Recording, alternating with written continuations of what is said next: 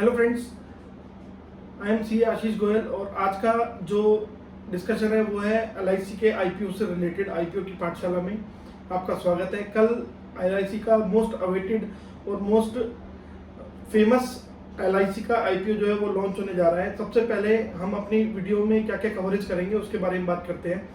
सबसे पहले हम आईपीओ की डिटेल्स के बारे में बात करेंगे, फिर हम एलआईसी कंपनी जो है जिसके बारे में ऑलमोस्ट इंडिया में सबको पता है उसके बारे में बात करेंगे कि कंपनी क्या करती है, क्या अबाउट द कंपनी। उसके बाद तीसरे नंबर पे हम फाइनेंशियल्स के बारे में बात करेंगे कंपनी के लास्ट 3 ईयर्स के बाद। उसके बाद कुछ हमने रिलेटेड टू एलआईसी आईपीओ या रिलेटेड टू कंपनी कुछ अमेजिंग फैक्ट्स हमने निकाले हैं, उसके बारे में डिस्कशन करेंगे। फिर कुछ बहुत 3-4 दिन से अब जो जैसे ये आईपीओ आ रहा है इतना एंथुसियाज्म बढ़ रहा है लोगों का, लोग फोन कर रहे हैं, कॉल कर रहे हैं, डिस्कशन कर रहे हैं, कुछ ना कुछ उनके सवाल आ रहे हैं। तो हमने कुछ 4-5 मेजर क्वेश्चन निकाले हैं जिसके आंसर हम देंगे उसमें क्वेश्चन एंड आंसर सीरीज में। उसके बाद हम अपनी आईपीओ से रिलेटेड जो भी हमारी रिकमेंडेशन है वो बताएंगे।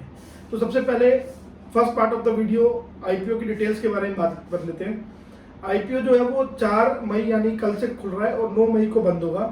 अलॉटमेंट जो है वो 13 मई को होगी। लिस्टिंग जो है वो 17 मई को हो रही है। प्राइस बैंड जो है वो 902 से 949 जो है वो प्राइस बैंड है। जो पॉलिसी होल्डर्स हैं उनको जो है डिस्काउंट जो है वो 60 रुपीज़ का दिया गया है कंपनी की तरफ से, और जो रिटेल इन्वेस्टर्स हैं उनके लिए 45 रुपीज़ का डिस्काउंट अलग से दिया हुआ है। 15 के लॉट में आप इसको अप्लाई कर सकते हैं, और अगर आप विदाउट डिस्काउंट अगर एप्लीकेशन की बात करें तो आपकी जो मैक्सिमम एप्लीकेशन मनी जो है वो एक रिटेल कोटे के लिए 14,235 रुपये लगेंगे, और अगर आप पॉलिसी होल्डर हैं तो लगेगी 13,335 रुपये की एक एप्लीकेशन, और अगर आप रिटेल कोटा में लगाते हो तो आपकी एप्लीकेशन लगेगी 13,560 रुपये की एप्लीकेशन। इशू का जो साइज है वो 21,009 करोड़ रुपए का है, और इसमें 35% जो कोटा है वो रिटेल के लिए बुक है, और इसमें जो गवर्नमेंट ऑफ इंडिया है वो अपनी होल्डिंग जो है वो 100% से घटा के 96.5% कर रही है। तो ये तो रही आईपीओ की डिटेल। अब हम बात करते हैं second part of the video related to company. तो एलआईसी एक ऐसा नाम है जिसको किसी को जानने की जरूरत नहीं है। हर बंदा इंडिया में कोई भी हो वो एलआईसी के बारे में जानता ही जानता है। तो फिर भी हमने कुछ अमेजिंग फैक्ट्स जो कंपनी से रिलेटेड है, जो कंपनी क्या करती है, किस तरीके का काम करती है और क्या क्या इनके ऑफिसेज हैं, उन सब के बारे में हमने कुछ 4-5 पॉइंट्स मेजरली निकाले हैं। तो कंपनी इनकॉर्पोरेट हुई थी 1956 में, गवर्नमेंट ओन कंपनी। जो कंपनी जो काम करती है वो मेजरली जो काम करती है वो करती है इंश्योरेंस प्रोवाइड करती है। किससे रिलेटेड? एलआईसी, मतलब लाइफ इंश्योरेंस कॉर्पोरेशन। उसके अलावा टर्म प्लान भी होते हैं इनके यूनिट लिंक प्लान भी होते हैं, and so on, health insurance, और बहुत सारी जितने भी इंश्योरेंस से रिलेटेड प्रोडक्ट्स हैं वो सारे कंपनी में काम किया जाता है। इसके अलावा अगर market share of the company का देखा जाए तो 64% से ज़्यादा इंडिया में आज के टाइम में मार्केट शेयर है एलआईसी का। अगर हम वर्ल्ड वाइड देखें इस वाली परसेंटेज को, तो किसी भी इंश्योरेंस कंपनी का जो मार्केट शेयर है वो 22% से ज़्यादा नहीं है, और ये कंपनी अगर वर्ल्ड वाइड देखा जाए तो 5th नंबर पे है as compare to other insurance players. उसके अलावा approx 4 crore millions asset under management जो है वो है।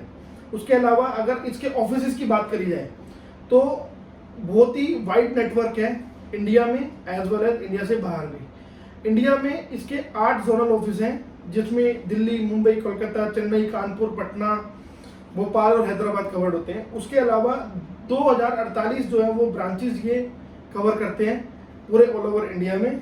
उसके अलावा 113 डिविजनल ऑफिस और 1554 इनके सैटेलाइट ऑफिस भी इंडिया में मौजूद है।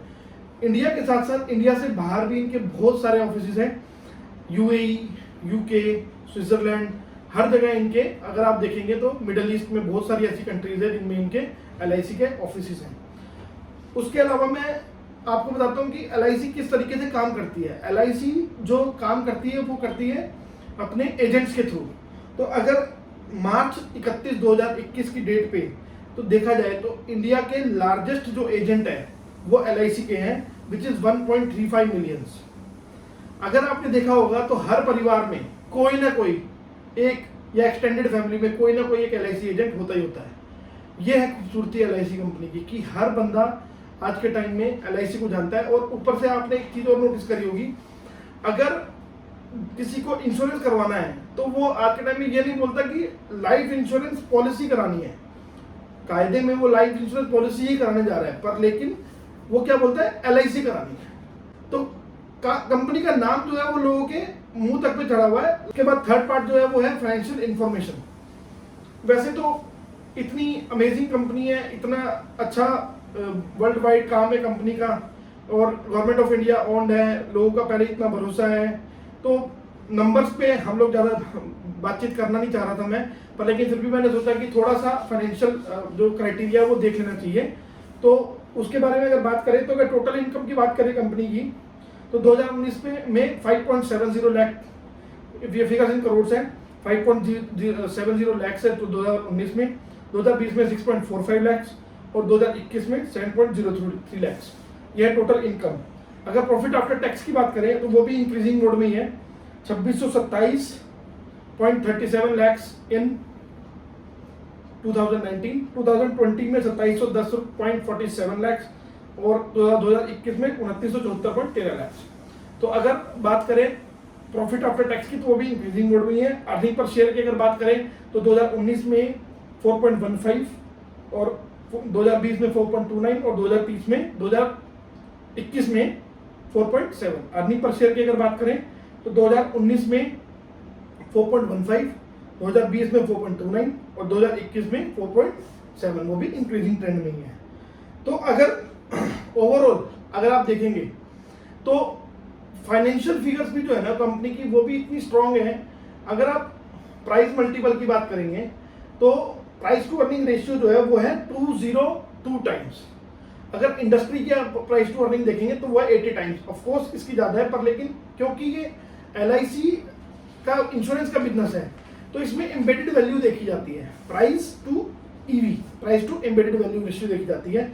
अगर इसके पीयर्स की बात करें तो प्राइस टू अर्निंग वैल्यू की जो अगर बात करें तो इनका जो पीयर्स है उसमें HDFC लाइफ है, SBI लाइफ है, ICICI प्रूडेंशियल है। HDFC लाइफ की 3.9 टाइम्स है, SBI की 3.4 टाइम्स है और ICICI की 2.4 टाइम्स है। लेकिन अगर LIC की बात करें तो 1.1 टाइम्स है। तो अगर वैल्यूएशन के हिसाब से भी देखा जाए तो कहीं ना कहीं सस्ता ही है अभी भी शेयर, कोई इशू वाली बात नहीं है। तो ये तो है हमारा फाइनेंशियल इंफॉर्मेशन। अब नेक्स्ट पार्ट जो है वीडियो का वो है सम अमेजिंग फैक्ट्स जो हमने इस IPO और कंपनी से रिलेटेड निकाले हैं। पहला जो अमेजिंग फैक्ट है वो है रिलेटेड टू पीयर्स। अगर पीयर्स की बात करी जाए तो LIC के जो नेक्स्ट 3 कॉम्पिटिटिव पीयर्स हैं वो है SBI लाइफ, HDFC लाइफ और ICICI प्रूडेंशियल। इन तीनों की अगर बात करी जाए तो मैं नेक्स्ट जो पीयर है वो है SBI लाइफ। तो अगर 2021 की अगर बात करी जाए ईयर फाइनेंशियल ईयर की तो LIC अकेले ने 21.1 करोड़ पॉलिसीज करी थी, और अगर इनके नेक्स्ट ईयर की बात करें तो उसने करी सिर्फ 70 लाख पॉलिसीज। तो आप देख सकते हैं कि इनकी जो नेक्स्ट ईयर है उसमें और इनमें कितना बड़ा बिग डिफरेंस है। और आप अगर देखेंगे कि जो इसका LIC कंपनी का जो 64% मार्केट शेयर है और बाकी के जितने भी पीयर्स हैं उनका जो मार्केट शेयर है वो मात्र 35% ही है, जिसमें SBI का जो है वो अप्रोक्सीमेटली 8% है। उसके अलावा जो सेकंड फैक्ट है, they own 4% of all listed stock in India. मतलब इंडिया में जितनी भी लिस्टेड कंपनी है उनका 4% से ज़्यादा वो LIC कंपनी जो है वो होल्ड करती है। आपने मेरी वीडियोस में मेरे को कई जगह बात करते हुए देखा होगा, RRI, DIIs, FIIs, financial institutional investors और रिटेल इंस्टीट्यूशनल इन्वेस्टर्स। तो जो डोमेस्टिक इंस्टीट्यूशनल इन्वेस्टर्स हैं उनमें जो सबसे बड़ा इन्वेस्टर है वो है लाइफ इंश्योरेंस कॉर्पोरेशन। और इंडिया में RBI इतने गवर्नमेंट बॉन्ड होल्ड नहीं करता, उससे ज़्यादा LIC गवर्नमेंट बॉन्ड होल्ड करता है। थर्ड फैक्ट जो है वो LIC की जो एम्बेडेड वैल्यू है वो 5.3 लाख करोड़ रुपीज है, which is more than 14 times from its next peer, that means SBI। SBI life की जो एम्बेडेड वैल्यू है उससे 14 गुना ज़्यादा LIC की एम्बेडेड वैल्यू, जो हमें एक इंश्योरेंस कंपनी के रिव्यू में देखना जरूरी होता है। अगर रिटर्न नेटवर्थ की बात करें तो 2019 में LIC की रिटर्न ऑन नेटवर्थ जो थी वो थी 322.25%, 2020 में 317.14% और 2021 में गिर के हो गई 45.64%। इसका जो कारण है वो कुछ नहीं है, वो सिर्फ ये है कि अभी तक ये जितना भी पैसा कमाते थे वो डिविडेंड के रूप में या किसी भी रूप में अपने शेयर होल्डर्स को बांट देते थे, पर लेकिन लास्ट ईयर इन्होंने ऐसा नहीं किया, इन्होंने थोड़ा सा पैसा अपना रिटेन किया है। जहां तक बात है पैसा जो ये 21,000 करोड़ का जो IPO आ रहा है उसके उस पैसे को लगाएंगे कहाँ, तो सिर्फ एक इनको क्या करना है, एक तो लिस्टिंग का बेनिफिट लेना है और कंपनी को लिस्ट कराना है, और कुछ खास इनका कोई ऐसा प्लान नहीं है।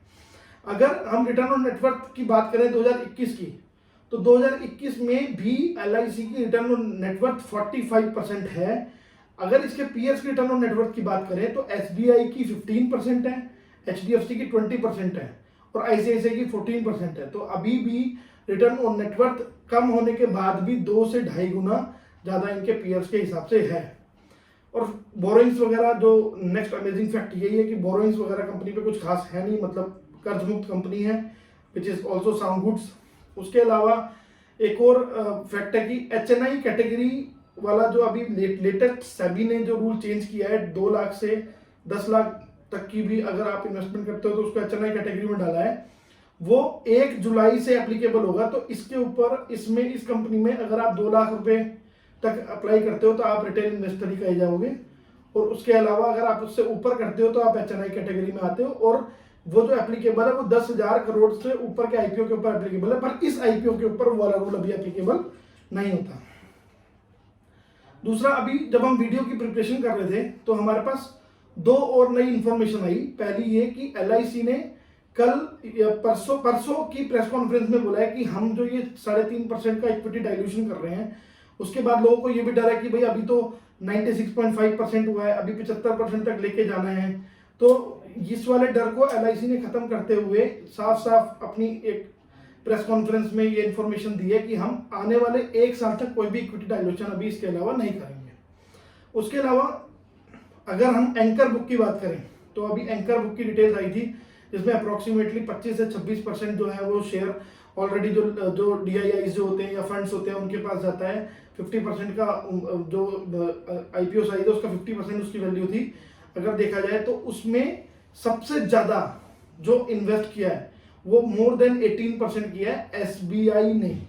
SBI ने डिफरेंट फंड्स के थ्रू LIC के IPO में 4 फंड्स के थ्रू पैसा इन्वेस्ट किया है। तो देखा जाए तो आने वाले टाइम में लॉन्ग टर्म प्रोस्पेक्टिव अगर देखा जाए तो ये SBI के 4 फंड्स हैं जिन पे अच्छी रिटर्न मिलने की उम्मीद है in long term. SBI equity hybrid fund जिन्होंने 9.22% लिया है, SBI बैलेंस्ड एडवांटेज फंड जिन्होंने 3.64% लिया है, SBI ब्लू चिप फंड्स जिन्होंने 3.38% लिया है, और SBI life insurance corporation fund जिन्होंने 1.78% किया है, जिसका इन सबका टोटल मिला के 18% से ज्यादा होता है। तो ये है सब कुछ अमेजिंग फैक्ट्स जो हमने LIC से रिलेटेड और LIC कंपनी से रिलेटेड निकाले हैं। अब हम मूव करते हैं अपने क्वेश्चन एंड आंसर वाले मूव पे। तो क्वेश्चन एंड आंसर में क्या है कि लोगों की रोज के रोज कुछ ना कुछ सवाल आ रहे हैं, कुछ नए सवाल आ रहे हैं। उनमें 4-5 जो इंपॉर्टेंट क्वेश्चन हैं वो हमने निकाले हैं। उनमें से सबसे जो इंपॉर्टेंट फर्स्ट क्वेश्चन ये है, हु इज पॉलिसी होल्डर। आपने देखा होगा कि इस IPO में 2 तरीके के डिस्काउंट दिए गए हैं। पहला डिस्काउंट दिया गया है रिटेल इन्वेस्टर्स को 45 रुपीज का, और दूसरा जो डिस्काउंट दिया गया वो पॉलिसी होल्डर को दिया है 60 रुपीज का। तो इसमें ये देखना है कि पॉलिसी होल्डर कौन है। 2 डेट्स इसमें इंपॉर्टेंट है। पहला 13 फरवरी 2022 वाले दिन DRHP फाइल हुआ था, draft red herring prospectus file हुआ था LIC का। उस दिन वो बंदा, कोई भी इंडिविजुअल जो है वो पॉलिसी होल्डर होना चाहिए। दूसरा कल मतलब 4 मई को, इन दोनों डेट पे वो पॉलिसी होल्डर होना चाहिए। तो पॉलिसी होल्डर कौन हुआ? पहला एक तो LIC की पॉलिसी हो उसके पास, दूसरा इन दोनों डेट्स वाले दिन वो पॉलिसी, उसकी एक्टिव पॉलिसी होनी चाहिए। तो पॉलिसी होल्डर वो बंदा होगा, उसी को ये 60 रुपए का डिस्काउंट मिलेगा। दूसरा सवाल, लोगों ने सवाल जो दूसरा पूछा, ये पूछा कि मेरे पास 10 पॉलिसी है तो क्या मेरे को 10 तरीके से डिस्काउंट मिल सकता है? नहीं, आपको कोई एक पॉलिसी को अपने पैन से लिंक करना है, इट इज पैन बेस्ड, और उसकी भी आखिरी डेट थी 28 फरवरी। 28 फरवरी तक आपको अपनी पॉलिसी को पैन से लिंक करना था, और जिस पॉलिसी को आपने पैन से लिंक किया उसी पॉलिसी को नंबर को आप अप्लाई करते हुए डालेंगे। तो यही था फैक्ट। तो ये दूसरा सवाल था। तीसरा सवाल, अगर वही मैंने जो बताया कि अगर आपकी मोर देन वन पॉलिसी है तो आपको डिस्काउंट कितनी बार मिलेगा? डिस्काउंट आपको एक ही बार मिलेगा। उसके बाद नेक्स्ट सवाल, हु इज एम्प्लॉय? एक एम्प्लॉयज के लिए भी LIC ने कोटा निकाला है कि भाई LIC अपने एम्प्लॉयज को भी 45 रुपीज का डिस्काउंट देगी। तो एम्प्लॉय कौन है? एम्प्लॉय को भी 15,80,000 शेयर्स का कोटा अलग से एम्प्लॉयज का है, जिसमें 45 रुपये का डिस्काउंट मिला है। एम्प्लॉय कौन है? 26 अप्रैल 2022 की डेट है। 26 अप्रैल 2022 पे रेड हियरिंग प्रोस्पेक्टस फाइल हुआ था। उस डेट पे जो एम्प्लॉय है उसकी एक्टिव एम्प्लॉयमेंट है, और आज मतलब कल 4 मई को जिस दिन IPO आ रहा है, उन दोनों डेट पे जो एम्प्लॉय है उसको एम्प्लॉय कैटेगरी में डाला जाएगा। एक और मैं एक मोस्ट अमेजिंग फैक्ट बताता हूँ, कोई भी अगर आप IPO अप्लाई करते हो एप्लीकेशन, तो आप एज अ रिटेल इन्वेस्टर कर सकते हो या एज अ HNI इन्वेस्टर कर सकते हो, लेकिन इसमें आप 2 और तरीके से भी एप्लीकेशन फाइल कर सकते हो। दैट मीन्स एक इंडिविजुअल 3 एप्लीकेशन लगा सकता है, as a employ of the LIC अगर वो एम्प्लॉय है LIC का, दूसरा एज अ पॉलिसी होल्डर, और एज अ रिटेल इन्वेस्टर। तो एक बंदा 3 एप्लीकेशन लगा सकता है with different discounts. This is the beauty of the LIC IPO। अब हम आपको last part of the video में कवर करते हैं कि हमारा इस IPO को लेकर प्रोस्पेक्टिव क्या है। तो लिस्टिंग गेन का तो क्या है कि 5 से 7% का तो ऑलरेडी रिटेलर को डिस्काउंट मिला ही हुआ है। उसके अलावा 5 से 7% का आज के टाइम में ग्रे मार्केट चल रहा है, तो 10 से 12% के आसपास क्या हमारे को लगता है कि इतना तो लिस्टिंग गेन आ ही जाएगा। पर मैं कहता हूं कि कंपनी का जिस तरीके का बिजनेस मॉड्यूल होता है, जिस तरीके की कंपनी होती है, उस तरीके से कंपनी में इन्वेस्ट करना चाहिए। अगर कंपनी आपको कोई भी पॉलिसी देती है तो 5 साल, 10 साल, 15 साल, 20 साल के लिए देती है, तो आप लॉन्ग टर्म प्रोस्पेक्टिव से पैसा लगाओ तो आपकी वेल्थ पक्का बनेगी। शॉर्ट टर्म के लिए लगाओ, शॉर्ट टर्म में बन गई तो अच्छी बात है, पर लेकिन हम सजेस्ट करते हैं कि जैसे आप अपने बच्चों के लिए, अपने परिवार के लिए पॉलिसी करवाते हो लॉन्ग टर्म के लिए, ऐसे ही लॉन्ग टर्म के लिए LIC का IPO में पैसे लगा के 5 साल, 10 साल के लिए भूल जाओ, पक्का आपकी वेल्थ पक्का बनेगी 101%। तो hopefully this video will works, और हम अपनी नेक्स्ट वीडियो में मिलते हैं। और मैं आशा करता हूं कि हमने अपनी LIC की IPO से रिलेटेड या LIC की कंपनी से रिलेटेड सारे फैक्ट्स जो है वो अपनी वीडियो में कवर करे हैं। Till the next video, thank you, bye.